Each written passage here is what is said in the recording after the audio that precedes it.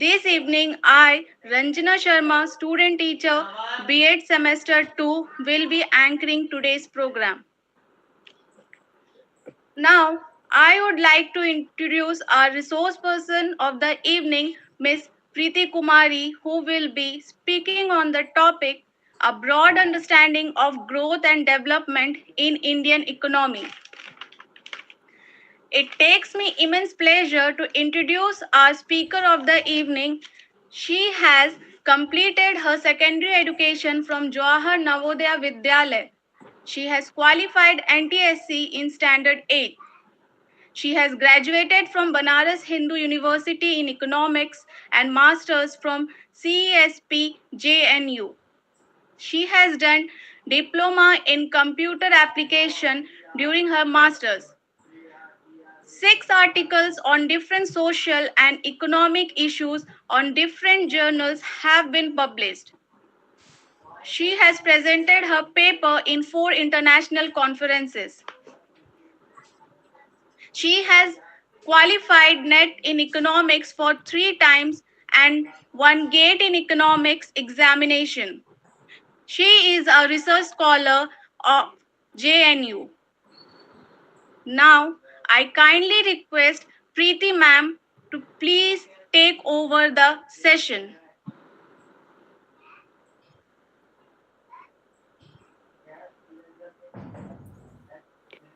Thank you, Ranjana. Good evening, ma'am. Welcome, ma'am.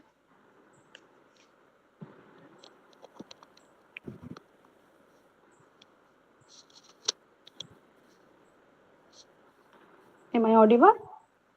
Yes, Yes, yes. ma'am.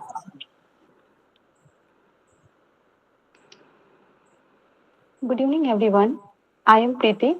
Currently, I am doing PhD in economics from JNU. I am very thankful to Jamni Kalyani Muthu College for giving me this opportunity. A very special thanks to Srikant Nair sir for organizing such an informative ECE program. Today, my topic is a measure of economic growth and development in Indian economy. The reason behind choosing this topic was I know that many students who are going to attend me today are from non-economics background, and many times when they heard about economic terms, they were not feel familiar about it, like green GDP, net national income. They are unable to differentiate between such small things.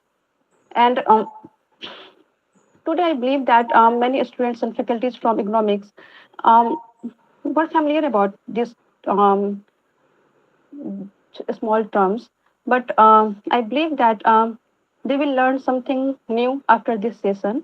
Now, I am going to start. So, my topic is this, and my first slide is.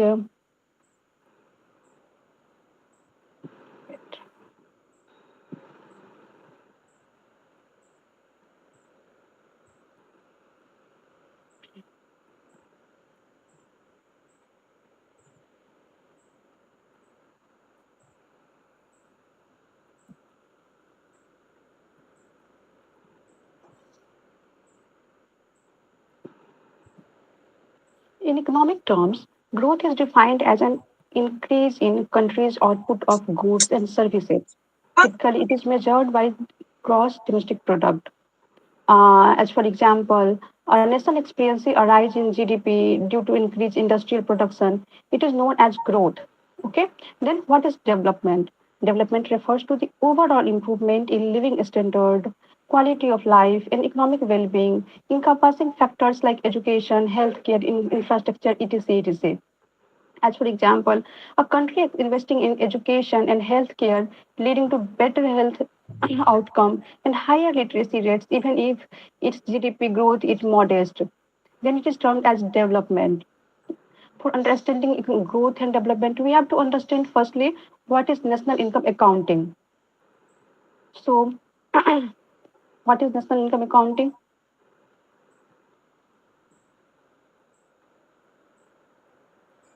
Okay.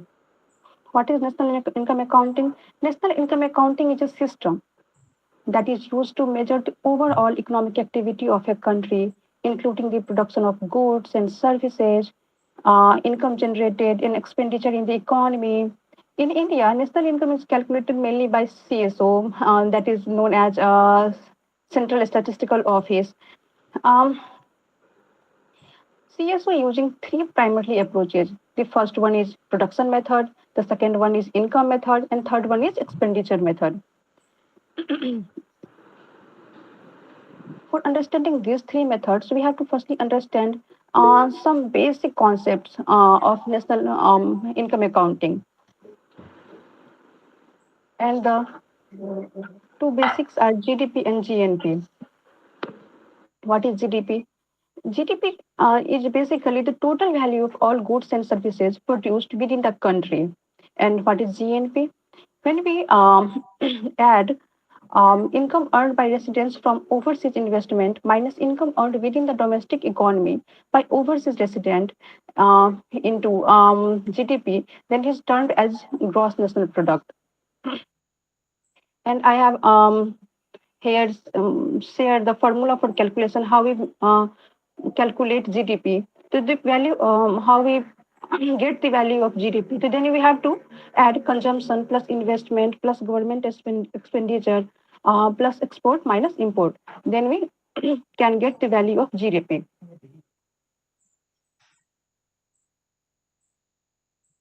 Then we have to understand what is GNP. Then this is GDP plus net income inflow from assets abroad or net income receipts minus net payment outflow to foreign assets. Okay, there are some two different things like NNP or national income. What is NNP? NNP is basically GNP minus depreciation. What is depreciation?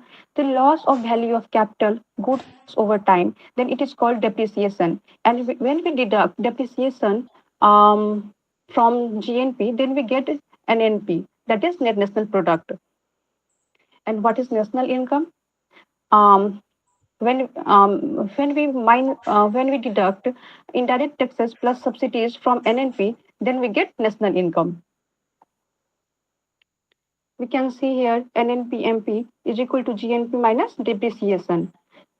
Okay, and this simply means to include all market value of goods and services produced in a year after deducting depreciation. That is our NNPMP. NNPMP understand that net national product at market price. Okay, it is equal to GNP minus depreciation. Then what is NNP at factor cost?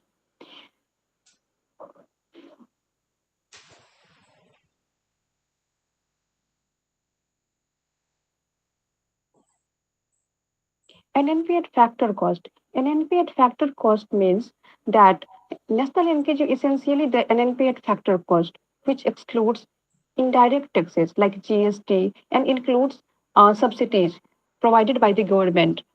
And we have to understand what is factor cost.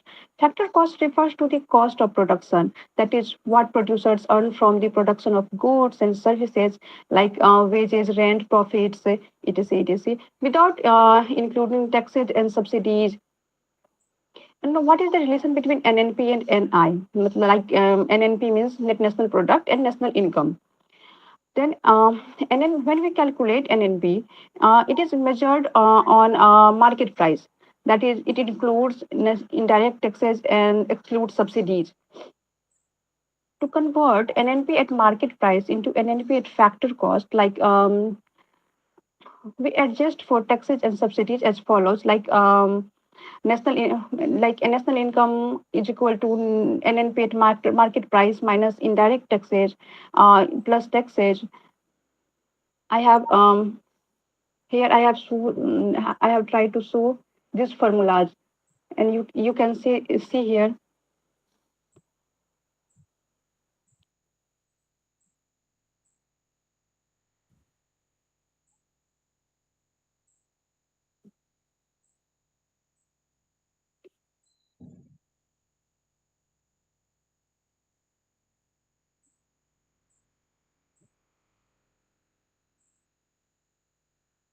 There are some important components of national income at factor cost. Here, this is national income at factor cost. In NP at FC, it is also called national income at factor cost. There are some components. The first one is wages and salaries. That a worker earned for their labor, that is called wages. What is rent? Rent is income earned from the use of land and property. What is interest? Income earned by lenders of capital, that is called interest. And earning of entrepreneurs after paying for all of productions, it is called profit. As for example, we have to understand that NNP at MP firstly. As for example, NNP at MP, we can see that I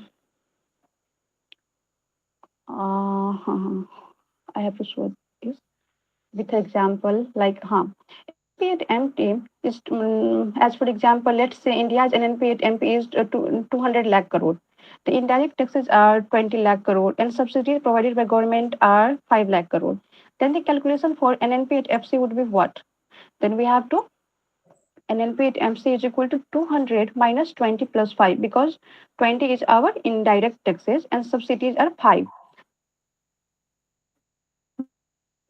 Then we will add 5 and deduct 20 market price. Now we will understand what is personal income. Generally, we will understand that what is personal income. What we earn, that is our income, and it is personal income. But not, it is not that much simple. Personal income is the total income received by individuals and household in a country before paying direct taxes like income tax. It includes all form of income earned by individuals from various sources such as wages, salaries, interest, dividends, rent, and transfer payments like social security benefits and pensions. There are some components of personal income. The first one is wages and salaries, second one is interest, third one is dividends, fourth one is rent, and fifth one is transfer payment. Two others are also important like proprietor's income and corporate return earning adjustment. I have defined wages and salaries, interests, rent, but I have not defined dividends. What is dividend? Dividend is income from owning shares in companies. That is called dividend. What is transfer payments? Transfer payments are generally government payments to individuals that are not exchanged for goods and services, such as pensions, unemployment benefits, and subsidies. And the other one is corporate.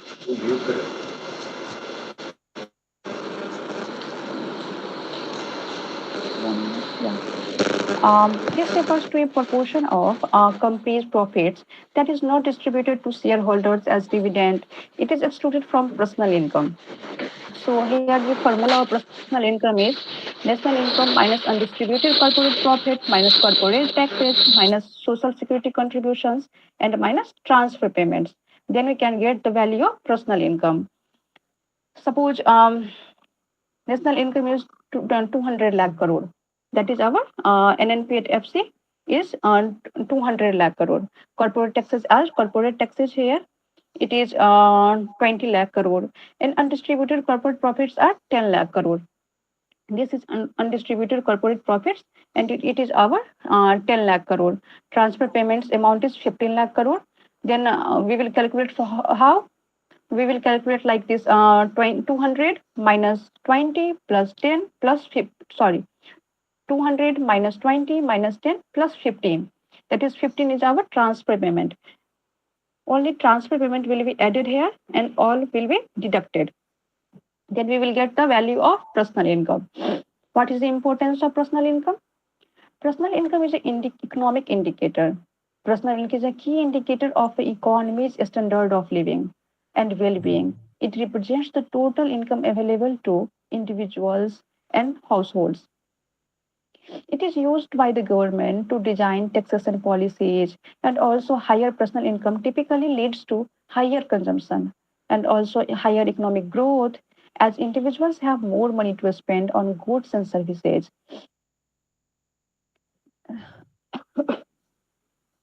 It influences the amount of money people can save, impacting investment levels in the economy. Now we will shift to the other topic. We have so far discussed economic growth versus economic development.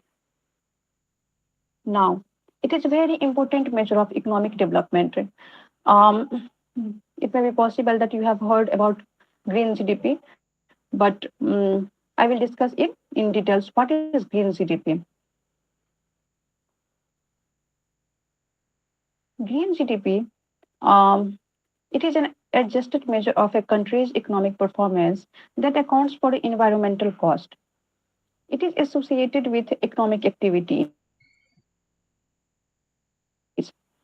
like it motivates the traditional GDP by considering the depletion of natural resources, the degradation of the environment, and the cost of environmental damages such as pollution, deforestation, and climate change. Um, there are some key components of green GDP. The first one is traditional GDP, when services produced in a year in a domestic territory, it is called our traditional GDP. The other one is environmental degradation. What is environmental degradation? This includes the negative impact on pollution. This is like air pollution, water pollution, soil pollution. Other one is deforestation, and due to deforestation, environment degrades daily.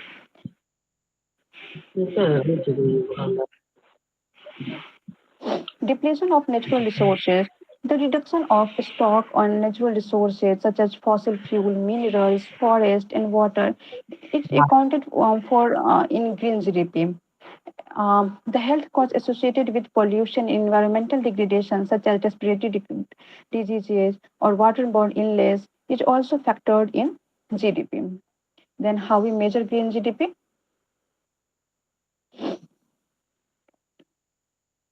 Green GDP is generally measured by traditional GDP minus environmental degradation cost minus natural resource depletion.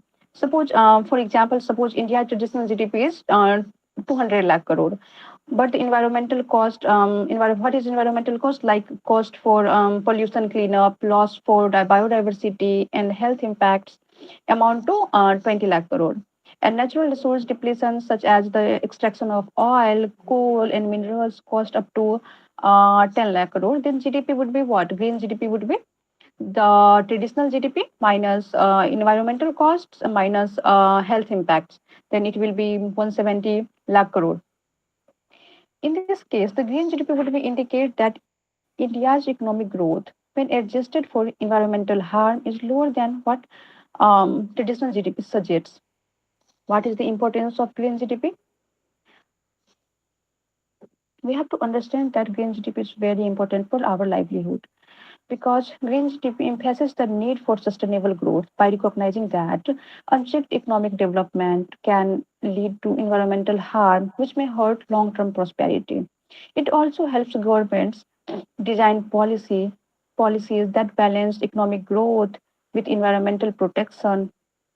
It it is promoting initiating initiatives like renewable energy, sustainable agriculture, and conservations.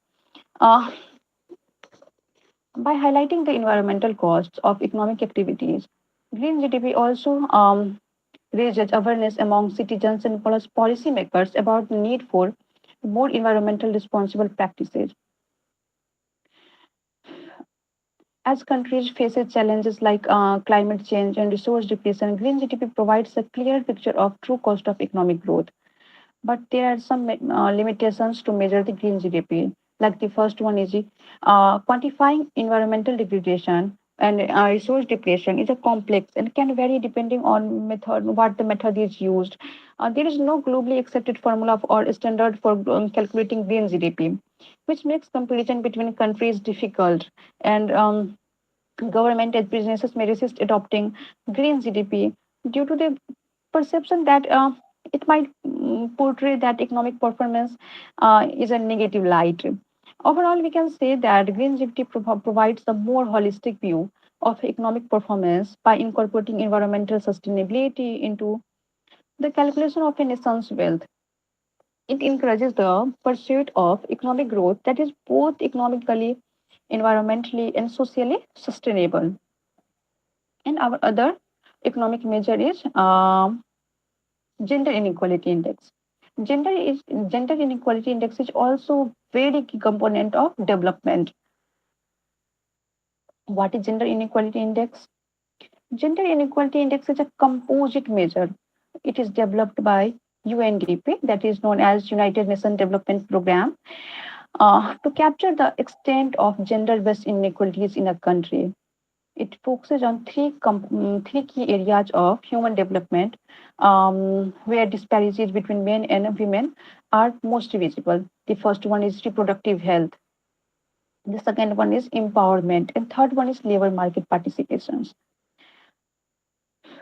The gender inequality index reflects the loss in potential human development due to gender inequality. Um, this picture is not clear, but I will try to explain. The first one is reproductive health. This is health, and this is reproductive health. It is categorized into two parts: MMR, that is maternal mortality ratio, and second one is adolescent birth rate. What is MMR? The number of maternal deaths per 1 lakh live birth. It is called maternal mortality rate. And second one is adolescent birth rate. The number of births per thousand women aged between 15 to 19 years. It is known as adolescent birth rate. High maternal mortality and adolescent birth rates negatively impact the gender inequality index, indicating poor reproductive health and lack of healthcare access for women. And the second one is our empowerment, how to empower women. And for this, we have basically two categorization in this. The first one is proportion of parliamentary seats held by women. And the second one is educational attainment. Um, in proportion of parliamentary seats held by women, we see that the percentage of seats in national parliament held by women reflecting political participations. And in educational attainment, the proportion of women and men aged 25 and older who have completed secondary education or higher female representation in parliament and equal access to education improve a country's gender inequality index. And third one is our labor market participation ratio. What is labor force or labor market participation rate? The percentage of the female and male population aged 15 and above actively involved in the labor force, either employed or seeking work. A smaller gap between male and female participation in the workforce leads to a better gender inequality index.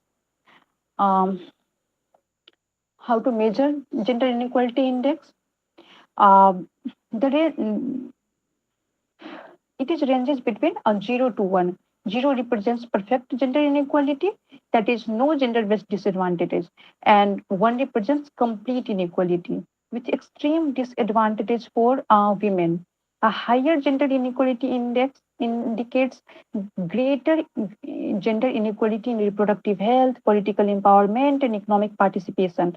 For example, if a country has a high maternal mortality ratio and adolescent birth rate, low female representation in parliament, and a large gap in education, gender gap in education, significant disparity in labor force market participation, then countries' gender inequality index would be very high, indicating severe gender inequality. What is the importance of gender inequality index? It is a very important because the gender inequality index helps government and organizations assess the extent of gender inequality in the countries and track progress over time. It provides insights for policymakers to design targeted programs aimed at improving women's access to health care, education, political representation, and employment opportunities. Countries can compare their gender inequality index ranking to others to understand how they perform in addressing gender inequality related to global standards. Focus on empowerment and health, unlike purely economic measures. The gender inequality index highlights the critical areas of health and empowerment that can key to gender equality. But there are some limitations of the gender inequality index. It does not account for unpaid works like women women labor in the household, and caregiving is not considered in this index. It does not consider about regional disparity. The gender inequality index focuses on national averages, which may mask inequalities within specific regions or groups. The index does not capture other important aspects of gender inequality, like gender based violence and discrimination in legal systems. We can understand gender inequality index by giving some examples, like countries with low gender inequality index. Um, Countries like Norway or Sweden and Denmark often have low gender inequality in scores due to high level of gender equality in health, education, political empowerment, and labor participations. But countries like Yemen, Pakistan, and sub-Saharan African nations often rank high on the gender inequality index due to significant gender-based disparities in these areas. Overall, we can say that Gender Inequality Index provides a comprehensive picture of gender based disparity and helps monitor progress toward achieving gender equality, contributing to human development. Our next topic is gender, sorry, Gross National Happiness Index. Gross National Happiness Index. It is a holistic measure of development that assesses the overall well-being and happiness of the population, rather than focusing solely on economic indicators like GDP, GNH, GDP. GNH was firstly introduced by King of Bhutan in 1970. I have mentioned his name, Singye Wangchuk. Jigme Singye Wangchuk. He has introduced in 1970. It is a way to prioritize the well-being of happiness of the people over material wealth. The GNH index aims to capture a wide range of factors that contribute to happiness, the quality of life, including social, culture, environmental, psychological dimensions. It is based on the belief that sustainable development should take a balanced approach to both economic growth and non-economic aspect of well-being. There are some key domains of gross national happiness index. Firstly, there are four pillars. The first one is political, economical, environmental, and cultural. And there are nine domains of gross national happiness. The first one is psychological well-being. This is psychological well-being. And this domain measures people's mental health, including life satisfaction, emotions, spirituality. It captures the subjective aspects of happiness. The other one is our health. This domain measures both physical and mental health. In today's time, mental health is equally important as physical health. It is access to healthcare and the quality of healthcare services. And our third is education. Education, the education domain evaluates access to education, the quality of education, and people's knowledge and skills. Our fourth one is time use. In time use, this domain measures the balance between work and leisure and personal time. It considers the time spent with family, in community services, or on personal development. Other one is cultural diversity and resilience. In this, it measures the prevention and promotion of cultural traditions, languages, arts, and heritage, as well as people's sense of identity. Good governance is equally important. So, in this domain, access people's trust in government, political participation, perception of corruption, as well as the effectiveness of governance. Our seventh one is the community vitality. In this, the strength of social relationship and community cohesion, including family bonds, safety and social support system. And our eighth one is ecological diversity and uh, resilience. In this domain, evaluates environmental sustainability, including biodiversity conservation, pollution levels, and awareness of environmental issues. Our ninth one and last one is living standards. It measures income, housing, and material well-being, similar to economic indicators used in GDP, but in this context, the overall happiness.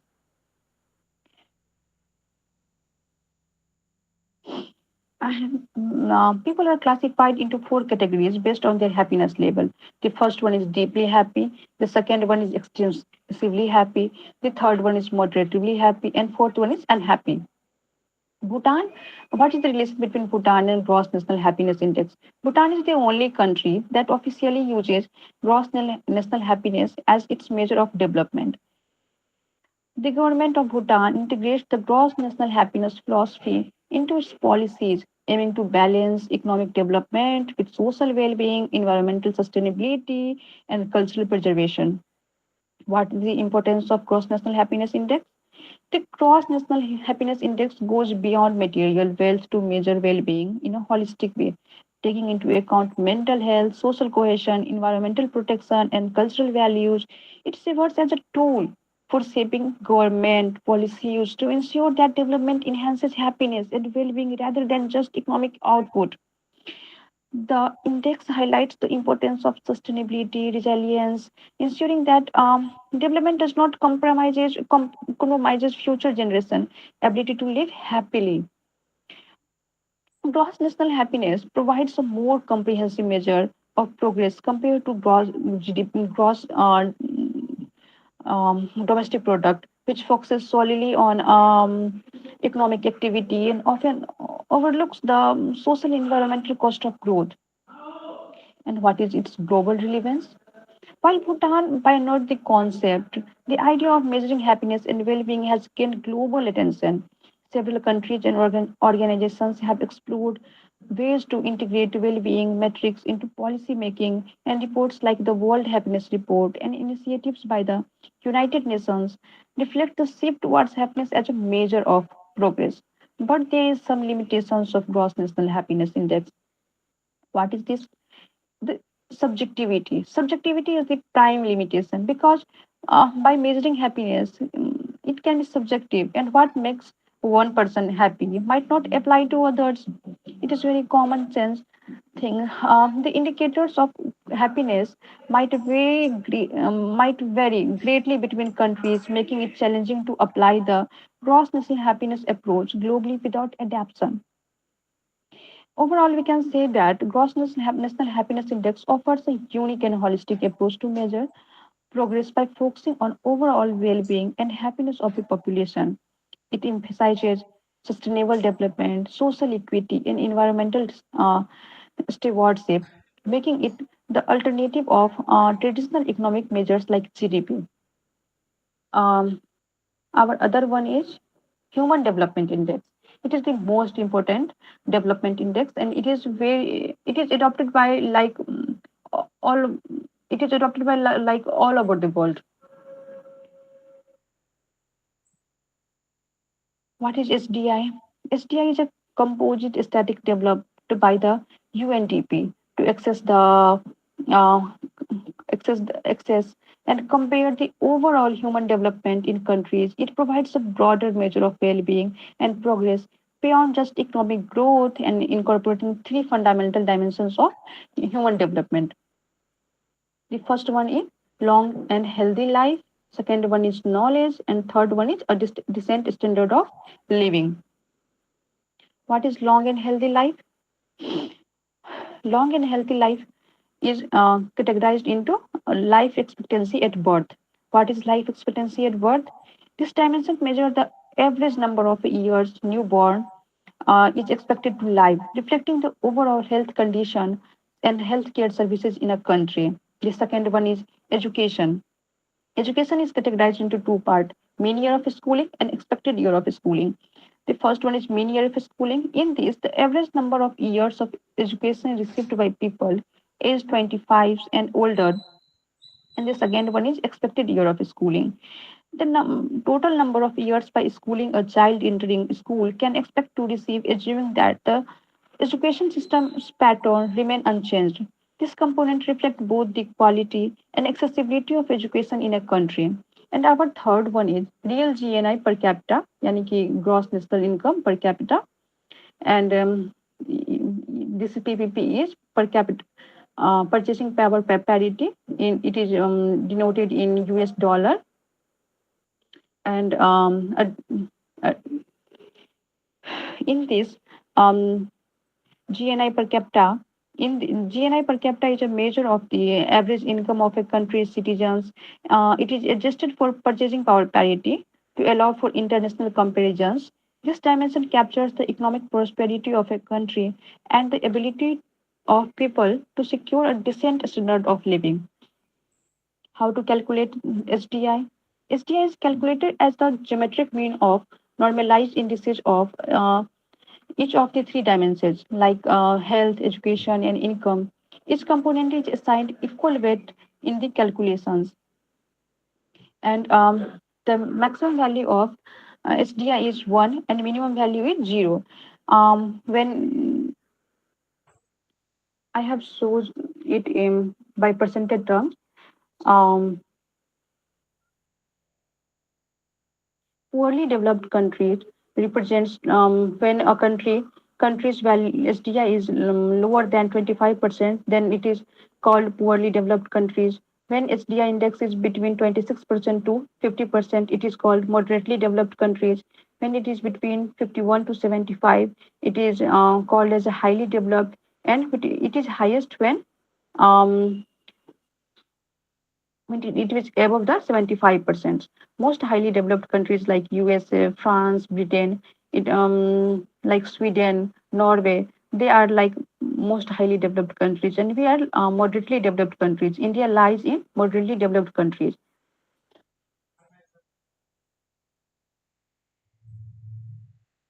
The next one is Millennium Development Goals in India.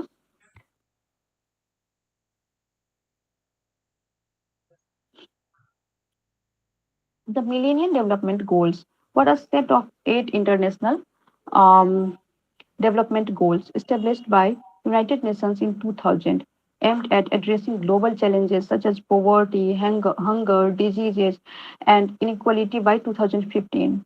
India is one of the largest developing countries, played a significant role in the global efforts to achieve the Millennium Development Goals in India. The country's performance on these goals has to major impact on its socio-economic development with mixed results across different sectors.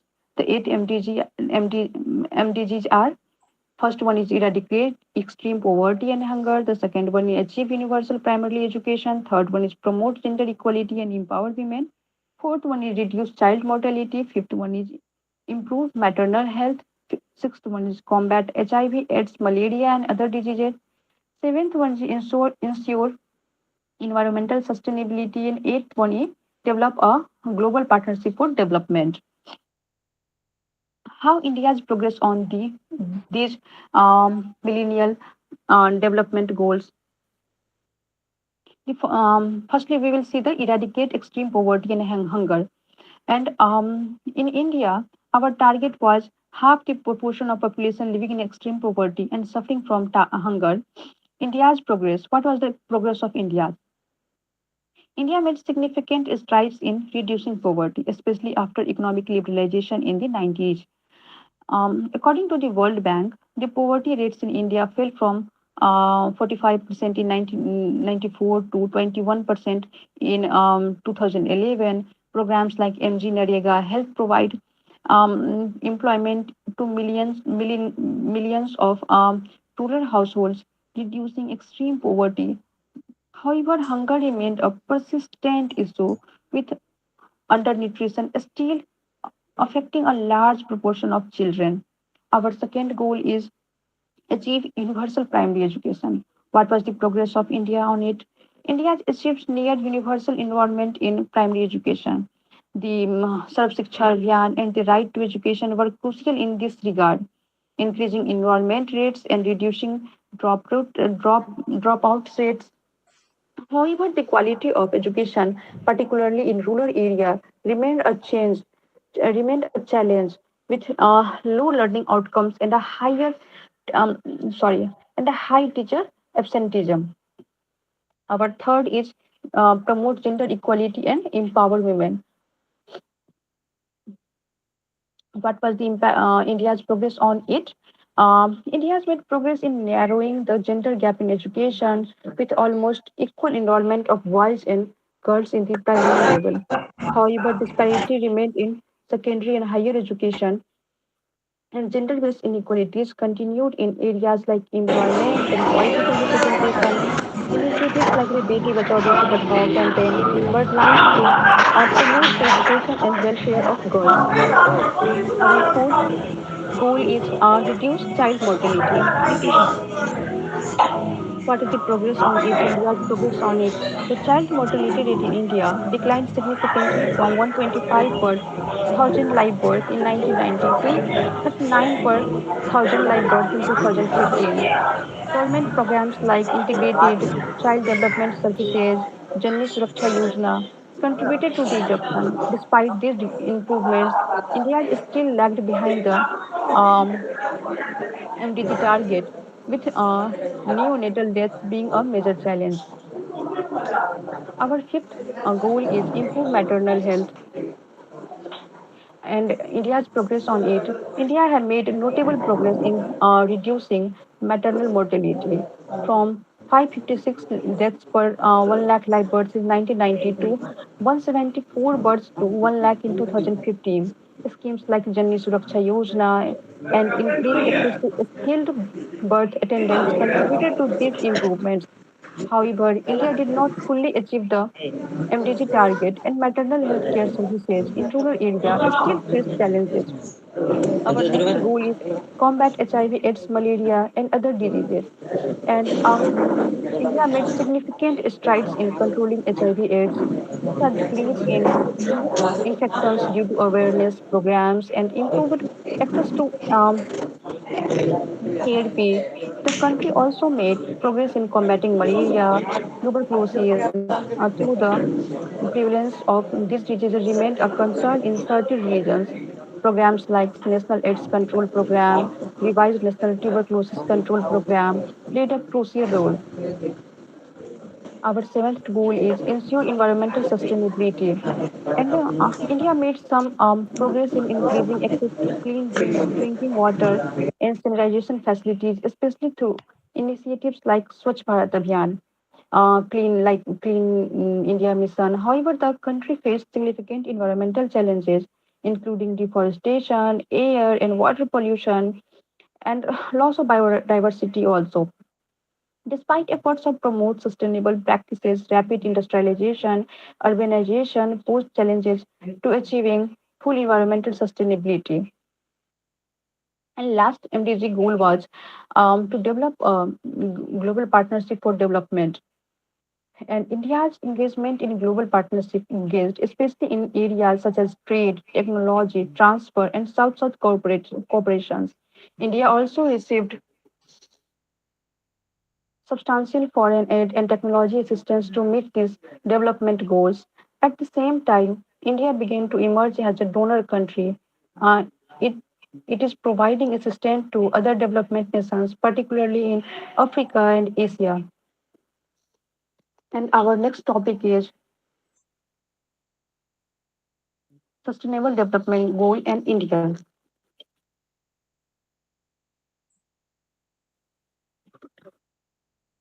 After the MDG period ended in 2015, the United Nations adopted the Sustainable Development Goals, a broader and more ambitious set of 17 goals aimed at promoting sustainable development globally by 2030. India has aligned its national development agenda with the Sustainable Development Goals, with initiatives such as Ayushman Bharat, Jal Jeevan Mission, and efforts toward renewable energy contributing to the goals. There are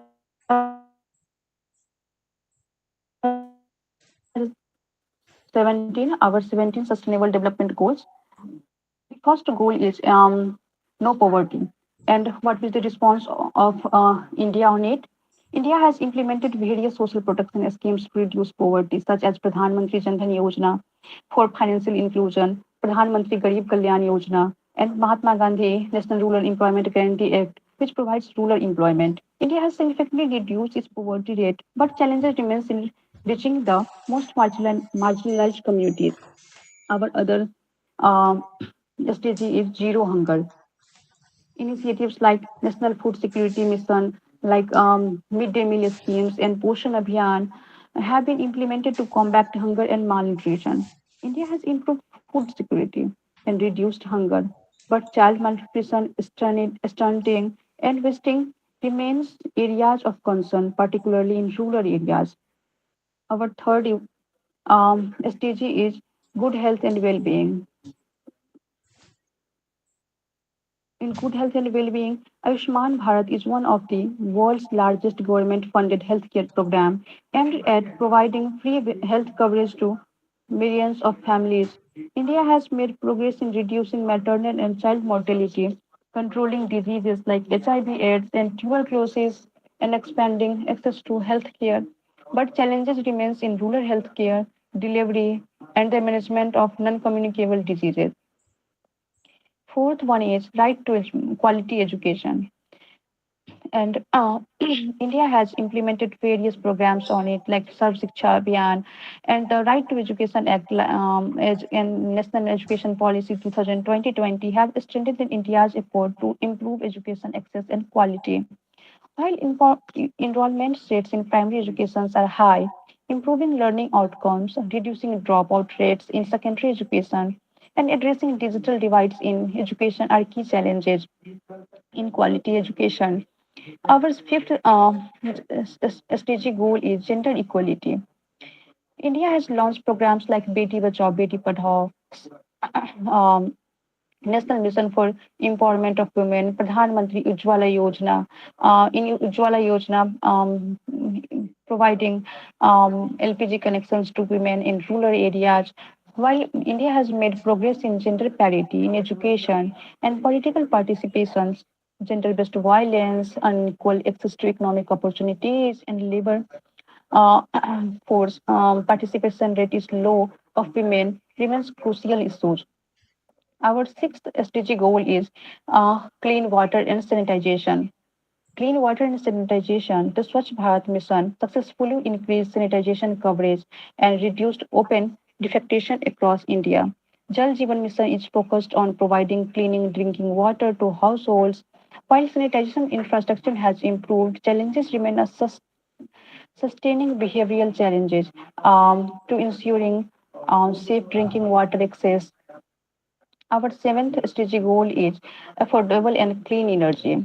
India has made remarkable progress in expanding access to electricity through programs like Saubhagya Yojana. Additionally, the country has set ambitious targets for renewable energy under the National Solar Mission and aims to generate 450 gigawatt of renewable energy by 2030. Access to clean cooking fuel has improved through the Pradhan Mantri Ujjwala Yojana by providing LPG connections to millions of households. Our eighth goal is climate action. India is signatory to the Paris Agreement and has committed to reduce carbon emissions and increasing the share of renewable energy in its energy mix. The National Action Plan of Climate Change um, outlines India's strategy to combat climate change. Despite progress, India faces challenges in balancing economic growth with environmental sustaining and addressing the vulnerabilities of the population of climate change impacts.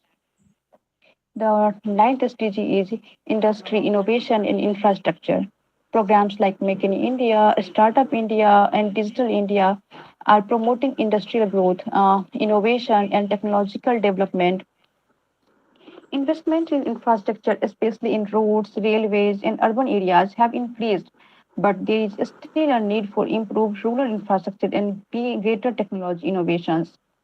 Our third SDG is sustainable cities and communities.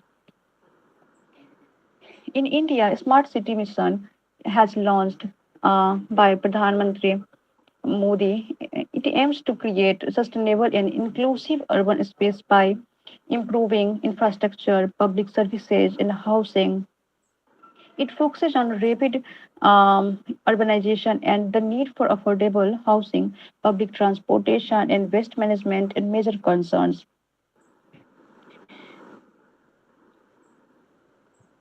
And our um,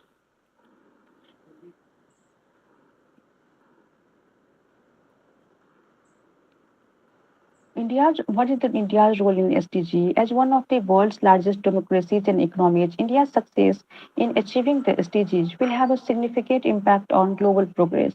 India's initiatives in clean energy, digital inclusion, poverty alleviation, and healthcare are setting examples for other developing countries. India's leadership in South-South cooperation, particularly through the partnerships with African and South Asian countries, focuses on the 17th goal, like Partnership for the Goals, has enhanced the role of global development efforts. While India has made significant strides in several areas such as reducing poverty, improving access to education and healthcare, and promoting clean energy, challenges remain.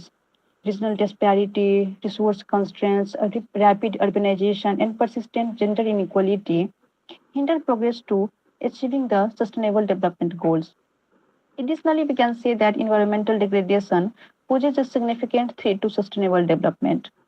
India is experiencing the importance of multifaceted approach that includes government action, community participation, and partnership with civil society and the private sector.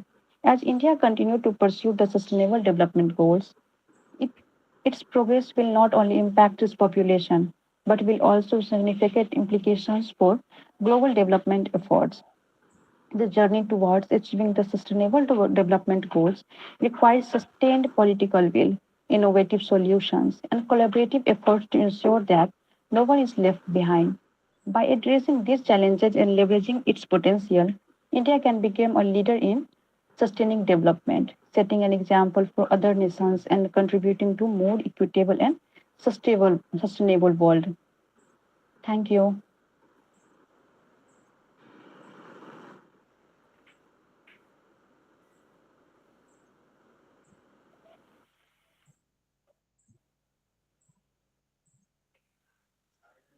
Thank you so much, ma'am, for sharing your knowledge with us.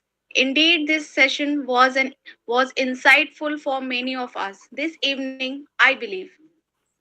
Now, let's open the floor for a discussion regarding the topic.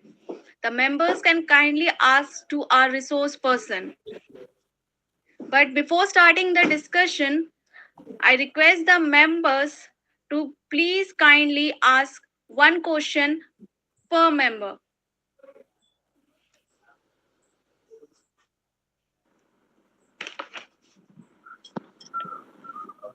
Good evening, ma'am.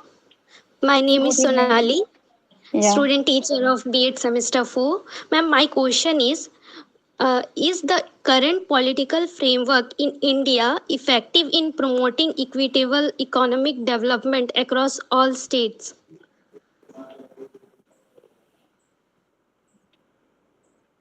Can you repeat, please? Yes, ma'am. Is the current political framework in India effective in promoting equitable economic development across all states? Okay.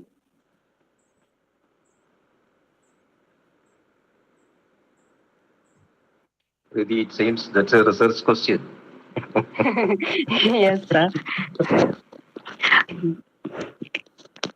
Actually, government set up programs, many programs to improve the lives of people across all over the India, like the Pradhan Mantri Jan Dhan Yojana. It shows financial inclusion. And this program provides access to banking services such as saving accounts, insurance, pensions. The other scheme is Beti Bachao, Beti Padhao schemes. It is also for all over India and for every states. This program ensures the protection, education, and survival of goals. And because today's my topic is development, so I am mentioning the development related topic, themes of programs of government. The third one is Mahila Shakti Kendra. This program aims to empower rural women through empowerment opportunities and skill development. And for occupational safety and health and working condition code 2020. This is a very important code for all across the country. And for women, this code also known as the OSH code provides a decent working conditions, minimum wages, and protections from abuse and exploitation for all workers and especially for women. Okay. Yes, ma'am. Thank you, ma'am. Okay, thank you.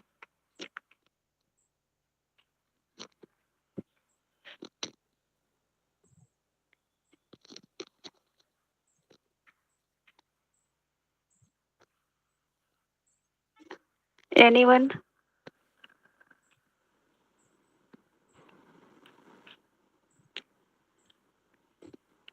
Yeah, Preeti, Yes, sir. it's not a question, but it's a concern. And you said that in terms of human development, America comes first, and also the richest country. At the same time, in the context of happiness index, it is the Finland which comes first. Yes, sir. Happiness index, What? it is Yeah. Finland. So my concern is how the development pattern and happiness pattern go in diverse reverse positions. Why can't they meet together? Because You got in my question? sorry, yes sir. Because in development, human development index, they only talk about economic terms, mainly in economic terms and health and standard of living. They talk about only three indicators, but in happiness index we have nine indicators, and it also includes social things and emotional um, behavior of people. So it includes all the basic things and mental health also. But in HDI, we are only talk about growth things, economic growth thing, and not talk about overall development thing.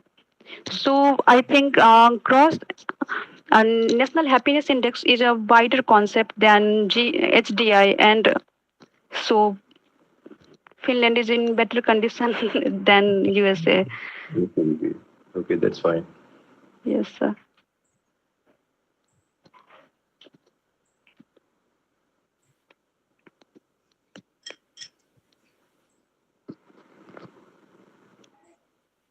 Any more queries?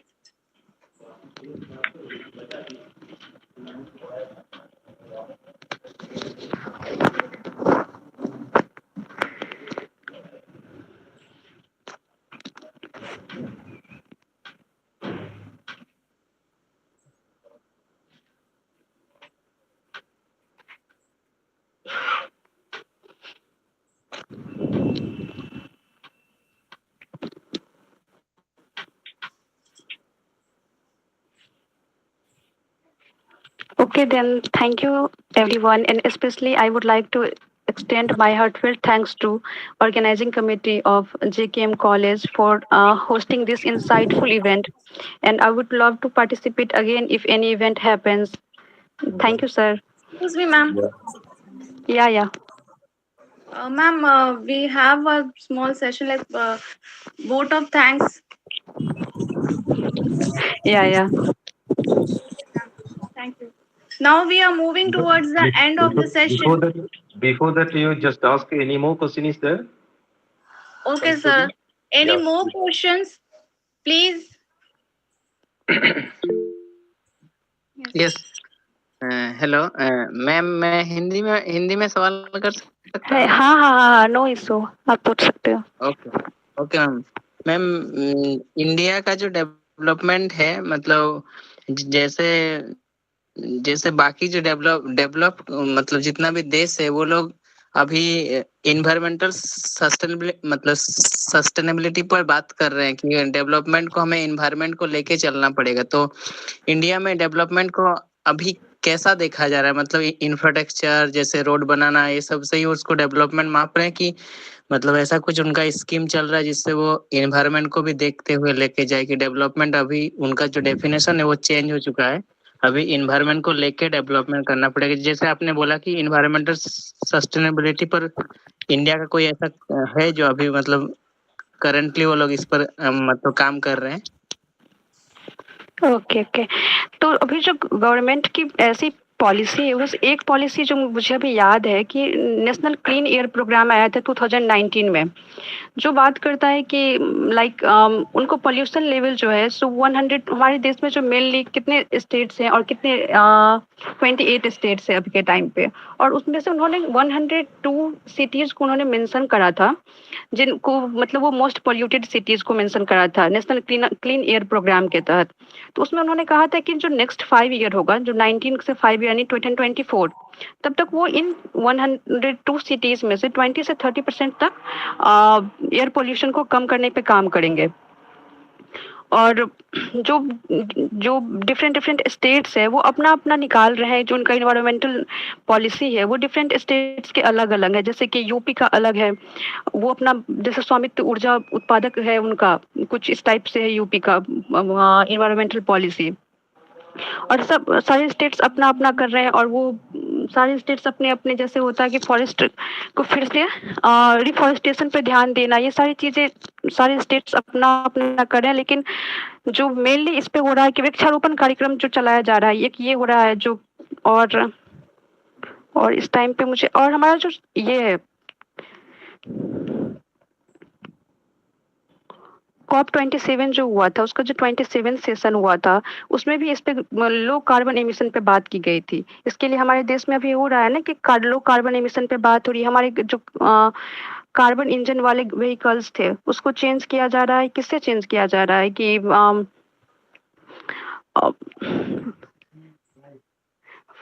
Fossil fuel की जगह पे हमारे यहाँ use किया जाए, CNG gas का use किया जा रहा है। तो ये सारी पॉलिसीज में हमारी है ही ना।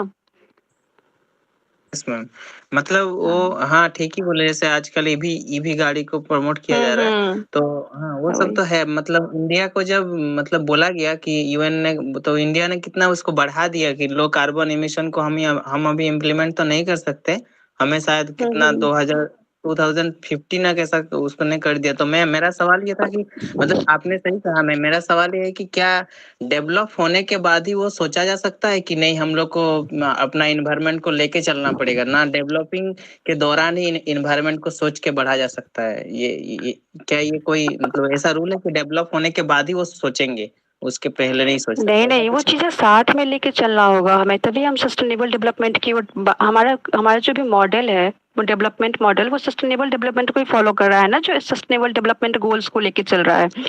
तो उन्होंने इस मॉडल पर काम करना स्टार्ट कर दिया है उन्होंने। अगर आप देखोगे सस्टेनेबल डेवलपमेंट गोल्स जो हमारा है, तो वो बात करते हैं कि जो हमारा नेक्स्ट 10 ईयर होगा उसमें 2030 तक वो इतने मिलियन टन है, कुछ उसका मिलियन टन है, वो मुझे एग्जैक्टली याद नहीं है, कि उतना तक वो 45% तक कार्बन एमिशन को कम करेंगे। उसके बाद वो बात कर रहे हैं कि जैसे वो हमारा आर्द्र भूमि होता है, वेटलैंड्स होता है ना, और जंगल हुआ है, जंगल फॉरेस्ट वाले लैंड है, उस पे भी कार्बन सिंक जो है, जो कार्बन सिंक होता है, जो ग्रीन हाउस गैस जो होता है उसको एडेप्ट सोखता है, तो उस सबको बढ़ाने की बात हो रही है।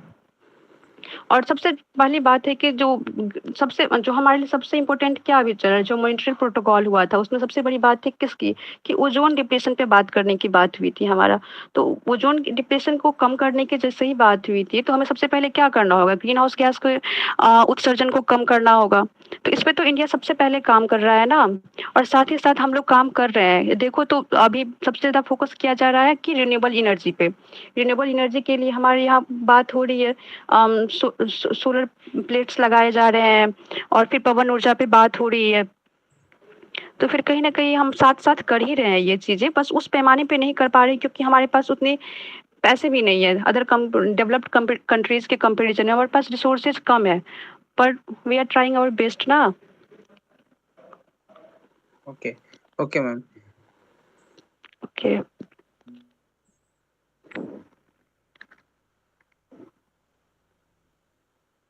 Any more questions?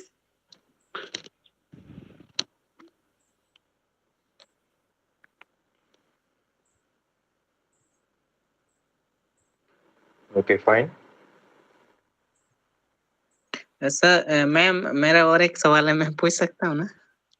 हाँ हाँ पूछो। Okay, thank you sir. Ma'am मैं बोल रहा था कि इंडिया का जो मतलब विदेशों बैंकों में जो लोन है मतलब जो इतना ज्यादा है। वो एक दिन कोई एक डेटा आया था पिछले कुछ सप्ताह में कि 36,000 पर इंसान है अभी। 36,000 पर पीपुल अभी मतलब हम लोग इंडिया वाले दूसरे देश से कर्ज में है। एशियन बैंक से फिर जो विदेश का बैंक से क्या बोलते हैं उसको मतलब हाँ मतलब विदेशों से जो हम लोग लोन लेके रखे हैं कर्ज लेके रखे हैं। तो वो मतलब अभी मतलब वो ऐसा वो बोला गया था कि जो कुछ भी हम लोग अभी खा रहे हैं चाहे वो फूड हो चाहे सरकार दे रहे हो चावल दे रहे हो वो सभी मतलब उस लोन से है उस पैसा से है। हम लोग का इंडिया का कुछ नहीं है बस। तो 36,000 करके अगर हम लोग देंगे अभी टोटल सब अगर देंगे तो वो लोन अभी माफ हो जाएगा मतलब खत्म होगा। तो इस पर आप क्या सोचते हैं? ये इंडिया का दशा देख के आपको अभी अभी क्या लगता है? थोड़ा सा इस पर थोड़ा बात करें प्लीज। जो गवर्नमेंट है हमारी हमारी जो कोई भी इकोनॉमी होती है तो उसके लिए तो 3-4 चीजें होती है। या तो आपको कंजम्पशन जो हमारे लोग होते हैं गवर्नमेंट को एक्सपेंडिचर करने के लिए पैसे कहाँ से आएंगे? या तो वो लोन ये बढ़ाएंगे लाइक आपसे बहुत ज्यादा इंटरेस्ट लेंगे। Interest on this in the sense like आप पे बहुत ज्यादा टैक्स लगाएंगे। या फिर दूसरे गवर्नमेंट के पास रेवेन्यू का अदर ऑप्शन क्या ही होगा कि वो लोन लेंगे। लोन लेने के लिए भी क्राइटेरिया होता है कि आपका कंट्री अगर डेवलपिंग में है फिर आप डेवलप्ड कंट्री में हो फिर इसके लिए बहुत सारे इंस्टीट्यूशंस बनाए गए लाइक आप जानते ही हो वर्ल्ड बैंक है एडीबी है बहुत सारी चीज़ें हैं जहाँ से गवर्नमेंट लोन लेती है। पर जो आप कह रहे हो कि हमारी देश ऐसे धीरे धीरे दूसरे पे लोन पे ही डिपेंडेंट है ये 100% ट्रू कहाँ है? हम बात करते हैं कि हम 3 ट्रिलियन इकोनॉमी की तरफ राइज कर रहे हैं एक तरफ और दूसरी तरफ आप ऐसी चीजें कह रहे हो कि ऐसे हो रहा है। ये सही है पर हमें रेवेन्यू के लिए जरूरत है फिर हो सकता है कि हम इसे रिपे कर दे जैसे जैसे हमारी गवर्नमेंट इकोनॉमी एक्सपेंड होगी हम रिपे कर देंगे उसे। हाँ मतलब हम लोग तो बात कर सकते हैं ना। हमें मतलब स्टूडेंट में तो ये तो आना ही चाहिए। ये सब बातें भी तो कर सकते हैं वो तो ठीक है। मतलब ये सब बात करना तो ठीक है ना। हाँ हाँ नो इससे बात कर सकते हैं। और हमारे देश ने दूसरे कंट्रीज को भी तो हेल्प किया था लाइक नेपाल भूटान अभी श्रीलंका में क्राइसिस हुआ था फाइनेंशियल क्राइसिस उस टाइम में हमारी कंट्रीज ने भी हेल्प करा है दूसरे कंट्रीज को। तो ये वन साइडेड नहीं है ये म्यूचुअल है। Okay ma'am thank you ma'am.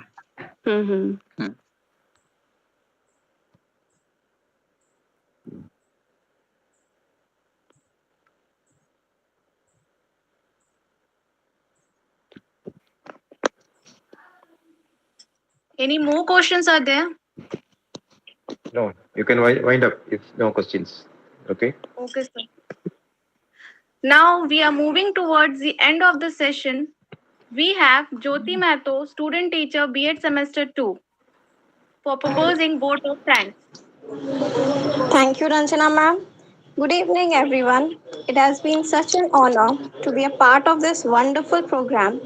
On behalf of our JKM College, I, Jyoti Mato, student teacher of B.Ed semester 2, would like to extend my heartfelt gratitude to our esteemed guest speaker, Preeti Kumari, a research scholar from JNU Delhi.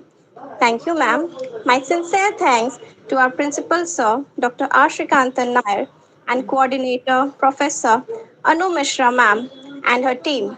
Finally, I would like to thank everyone present in this program for making the time to be with us today and helping us making the program a success. Thank you, one and all, and thank you, everyone. Good night. Thank you, Preeti. Thank you, sir. Thank you, sir. Thank you, ma'am. Thank you, everybody. Thank you, all of you.